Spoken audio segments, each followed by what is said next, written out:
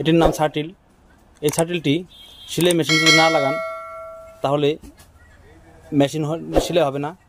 অনেক সময় দেখা যায় যে এখানে এই ক্ষয় গেলে আপনার মেশিনে সুতা উঠবে না, সুতা বারবার ছিঁড়ে যাবে, সেলাই ফাঁকা ফাঁকা হবে। এটি কোথায় লাগাতে হয় তা দেখাবো।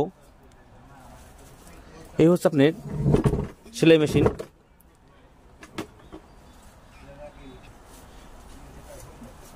সেলাই মেশিনের এটির নাম রেসবুডি। এই রেসবুডির এখানে এই শাটিলটি থাকে। এটি যদি না লাগান তাহলে আপনার মেশিনে সেলাই হবে না, সুতা উঠবে না। দেখুন কিভাবে এটি কিভাবে কাজ করে।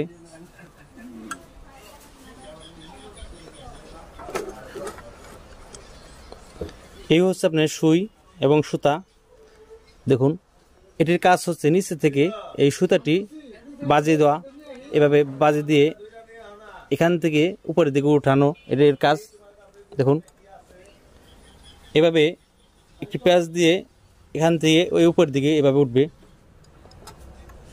দেখুন এখানে ববিন কেস না থাকার কারণে এই সুতাটি এখানে বেজে পড়েছে।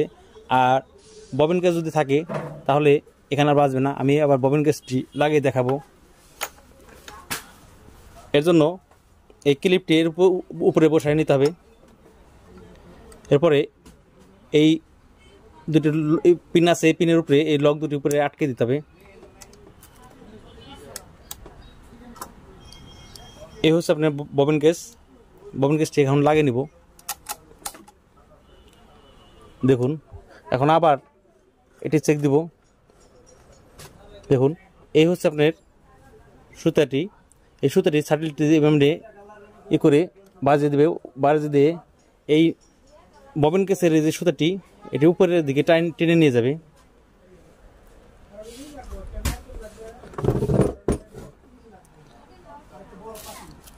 দেখুন এই হচ্ছে আপনার সুতাটি নিচ থেকে টেনে উপরের দিকে এনেছে এই শাটিলে এভাবে।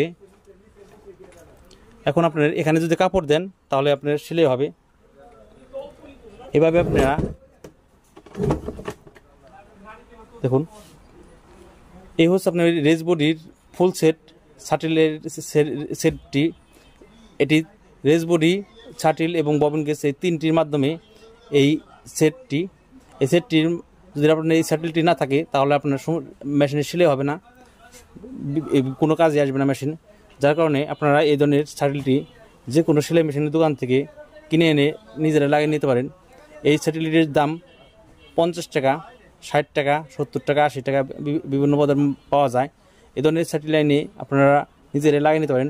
এই শাটিলটি আপনারা যদি সেলাই ছেড়ে দেয়, সুতা কাটে, সেলাই ফাঁকা ফাঁকা হয়ে যায় বা নিচে যায় সুতা জমাট বাঁধে, বসরা হয়ে যায়, আগলা হয়ে যায়, তাহলে আপনারা এই ধরনের শাটিল এনে নিজেরা লাগিয়ে নিতে পারেন।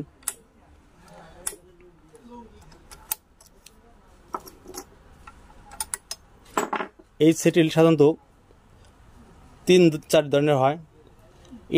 ইন্ডিয়ান কয়েক ধরনের হয় এবং চায়না শাটিল 2 ধরনের হয়। দেখুন এখানে এই ভিতরের অংশ লেখা নাই, আবার আরেকটা আছে এখানে ভিতরে লেখা আছে স্টিল শাটিল। যদি এই রেসবডিটি আপনার নতুন হয় তাহলে এই ধরনের পাতলা শাটিল, চায়না শাটিল লাগাবেন।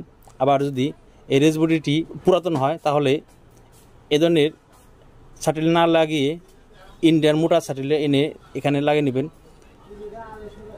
এরপরে এই কেরিয়ার যেদিকে আছে এই কেরিয়ার বিপরীত দিকে এই শাটিলটি এইভাবে বসিয়ে নেবেন। দেখুন কীভাবে লাগাই।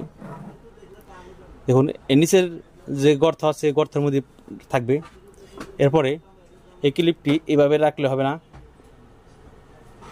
এভাবে বসিয়ে নিতে হবে। নিয়ে এই লক দুটি উপরে উঠে দিতে হবে, এই পিনের উপরে 2 পাশ থেকে 2টে উঠে দিতে হবে। এরপরে এই ববিন কেসটি এখানে লাগিয়ে নিতে হবে।